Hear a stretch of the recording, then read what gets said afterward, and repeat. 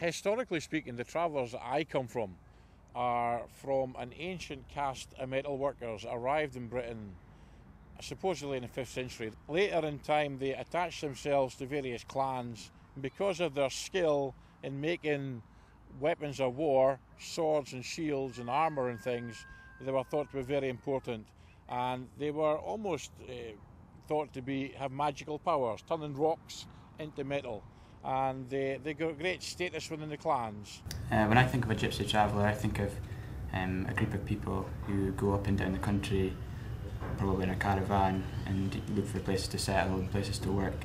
To me, a gypsy traveller is anyone who calls themselves a gypsy traveller. I think nowadays lots of travellers are actually settled, live in their houses on housing estates like everyone else, but they're still classifying themselves as travellers. So anyone who wants to call themselves a traveller.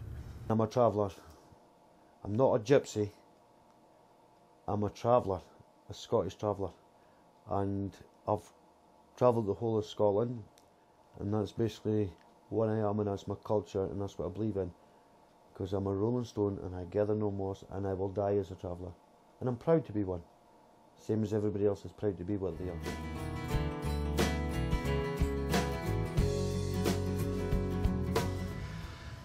It's rather a negative one, but that's based on recent experiences where the experiences have been negative.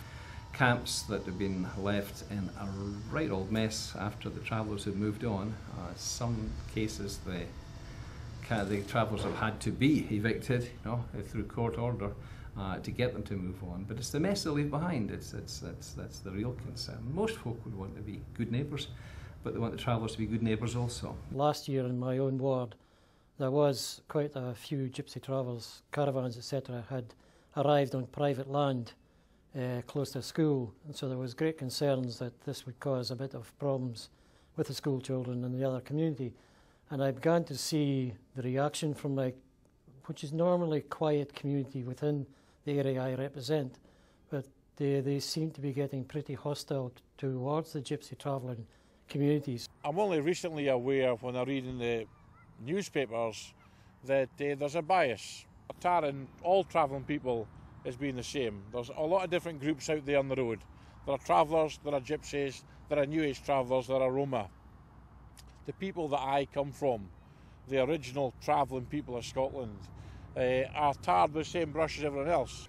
I think press can be quite challenging, and again you understand that newspapers and the media primary job is to kind of sell papers and kind of get stories that people are interested in.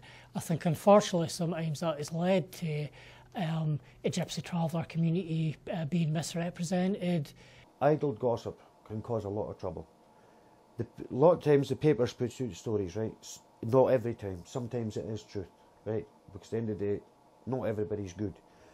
But there's a lot of accusations. It's false pretences.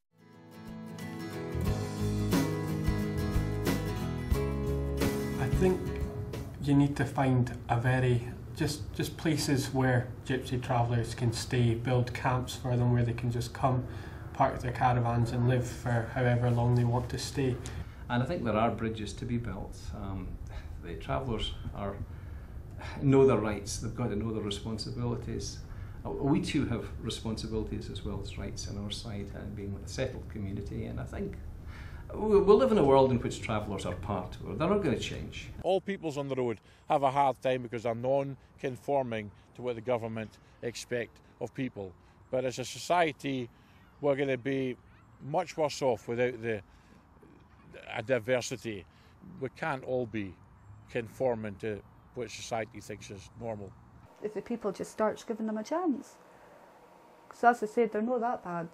You do get rowdy ones, but you get the quiet ones as well. They've just got to give them a chance. You do not judge a book by its cover. Always get to know the person, always find out about the person. Give people a chance. Don't let the first appearance set you, oh, don't like him, don't like the look of his face. That's a negative attitude. Negative. Don't listen to hearsay and idle gossip. Find out for yourself and blend in with the people. You might find out we're not as bad as what people make us out to be. We're not those big monsters.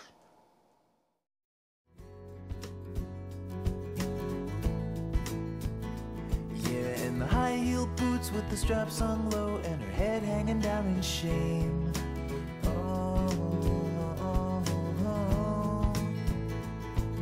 The wolves all dress up just like sheep and they go and hit the town. And Sharon never sees them, but they're hanging on